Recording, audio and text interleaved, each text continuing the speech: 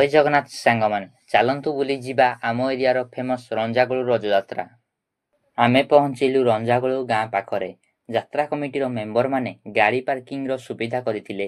2 ଚକିଆ ଗାଡ଼ି ପାଇଁ 20 ଟଙ୍କା ଓ 4 ଚକିଆ ଗାଡ଼ି ପାଇଁ 50 ଟଙ୍କା ନେଉଥିଲେ। ଗାଡ଼ି ପାର୍କିଂରେ ରଖି ଆମେ ବାହାରିଲୁ ଯାତ୍ରା ପଡ଼ିଆ ପାଖକୁ। ଆପଣ ବି ଦେଖିପାରୁଥିବେ ଯାତ୍ରାର ଗେଟ୍ ଆଉ ଲୋକମାନଙ୍କର ଭିଡ଼ କେମିତି ରହିଛି। ଯାତ୍ରା ଭିତରେ ପ୍ରଥମେ ନଜର ପଡ଼ିଲା ଡ୍ରାଇଭର ମହାସଂଘର ପୋଷ୍ଟର ଉପରେ। ଏଠାରେ ଡ୍ରାଇଭର ମହାସଂଘ ତରଫରୁ ମାଗଣାରେ ଲୋକମାନଙ୍କ ପାଇଁ ପିଇବା ପାଣିର ବ୍ୟବସ୍ଥା କରାଯାଇଥିଲା। ଏଠାରେ ଆମେ ସମସ୍ତେ ପାଣି ପିଇ ଚାଲିଲୁ ରଞ୍ଜାଗୋଳ ମଠ ଭିତରକୁ। ମଠ ଭିତରେ ଚାଲିଥିଲା ନଦିଆ ସଂକୀର୍ତ୍ତନ। ସେଠାରେ କିଛି ସମୟ ରହି ମଠ ଭିତରେ ଥିବା କୂଅରେ ଦକ୍ଷିଣା ପକାଇ ବାହାରକୁ ବାହାରିଲୁ। ତାପରେ ରଜଯାତ୍ରାରେ ସ୍ପେଶାଲ ରଜପାନ ପାଟିରେ ପକାଇ ଯାତ୍ରାରେ ବୁଲିବା ଆରମ୍ଭ କଲୁ। ଯାତ୍ରାରେ ପାଖାପାଖି 600ରୁ 700ଟି ଷ୍ଟଲ୍ ପଡ଼ିଥିଲା। ସବୁ ଷ୍ଟଲ୍ ପାଖରେ ଲୋକମାନଙ୍କର ବେଶ୍ ଭିଡ଼ ଜମିଥିଲା।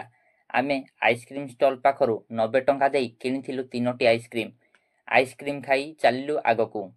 ଯାତ୍ରାରେ ବିକ୍ରି ହେବା ପାଇଁ ଗଦା ହୋଇଥିଲା କୁଇଣ୍ଟାଲ କୁଇଣ୍ଟାଲ ପଣସ, ଯାହାର ଗୋଟିକର ଦାମ ଥିଲା 50 ଟଙ୍କା ଓ ଆମ୍ବ, ଯାହାର କିଲୋ ଥିଲା 20 ଟଙ୍କା ଓ କେତେକ ଷ୍ଟଲରେ ତରଭୁଜ ମଧ୍ୟ ବିକ୍ରି ହେଉଥିଲା। ଯାତ୍ରାରେ ଯାଉ ଯାଉ ଦେଖାହେଲା ଭାଇ ଭାଉଜଙ୍କ ସହିତ।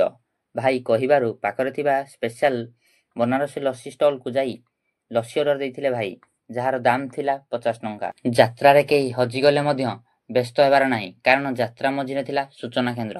ଯାତ୍ରାରେ ଛୋଟ ପିଲାଙ୍କ ପାଇଁ ଦୋଳି ଥିବା ସହିତ ବଡ଼ ଲୋକଙ୍କ ପାଇଁ ବ୍ରେକ୍ ଡ୍ୟାନ୍ସ ଓ ରାମଦୋଳି।